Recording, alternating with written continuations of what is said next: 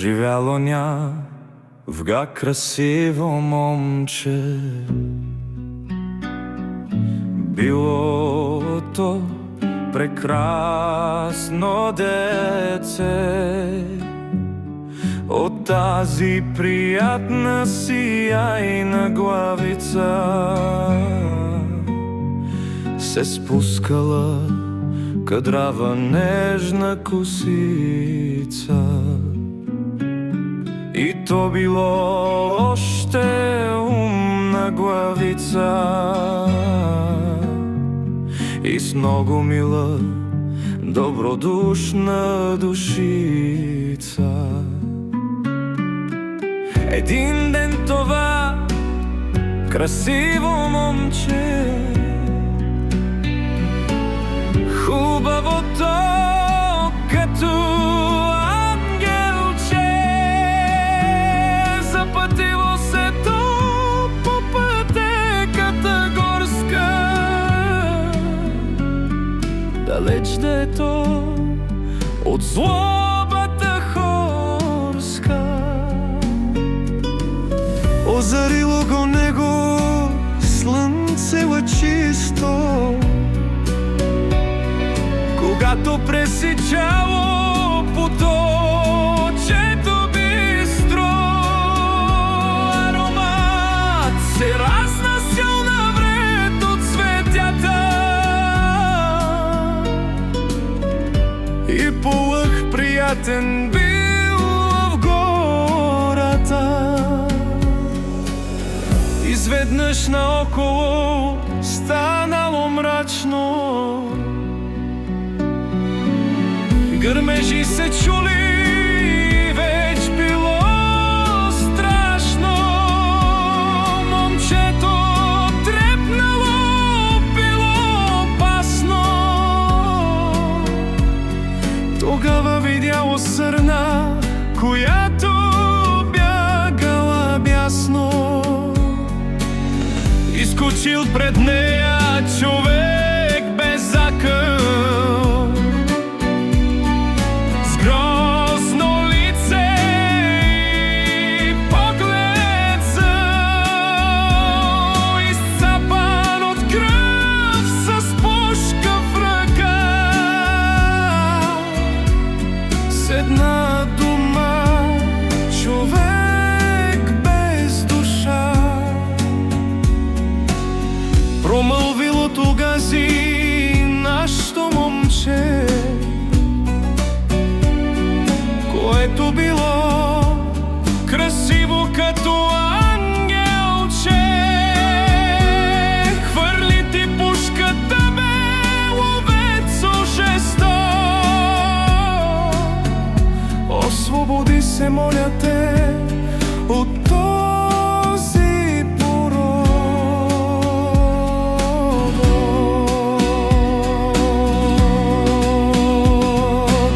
Смаян ловецът погледнал в него, Бог ли е това или някой боец?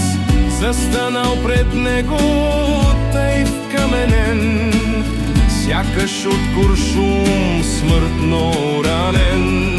Тогава той с треперещи ръце отговори със своето изумено лице: това не е порок, о красиво момче, ела ти с мен и ще станеш каубой дете.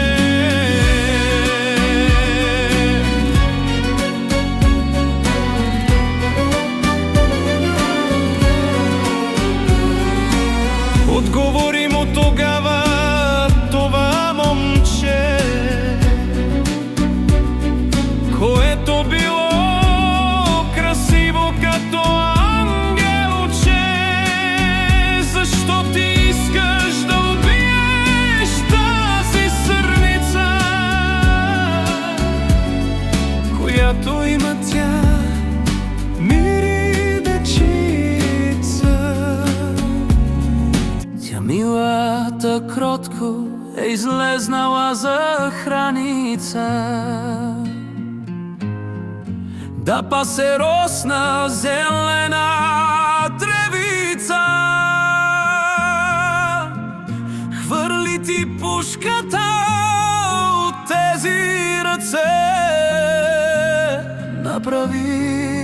зарад мене, ако имаш сърце. И пушката хвърлил, то словец изумен, и тръгнал за вкъщи той изчервен.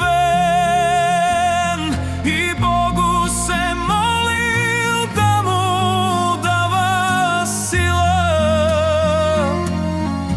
да изпълни думите на детето могила. Година се минала, даже две, ловецът се оказал със слабо сърце. Пушката отново грабна тогаз и към гората хукнал завцас.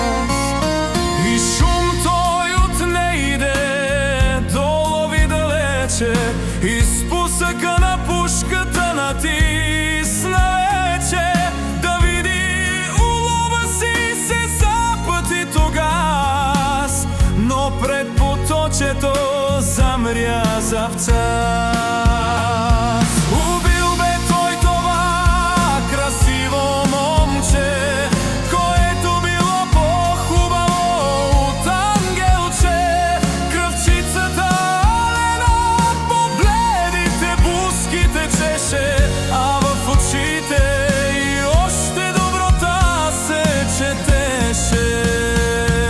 Уби ме ти, ловецо, пленен от своята страст, над която ти така и не намери власт. Но нека от това легенда се роди, за да ни предпазва от подобни беди. От тогава запя се за това красиво момче, което било по-хубаво от ангелче. Салени устни и тъмни очи, и дългите буйни кадрави коси. В гората, кат влезеш ти също на есен, ще чуеш как пере тя своята песен. И тя е за това красиво момче, което е по-хубаво дори от ангелче. Песента аз чух я тогава, в поема записах я, за да не забравя. За това било прекрасно момче, което било по-хубаво от ангелче.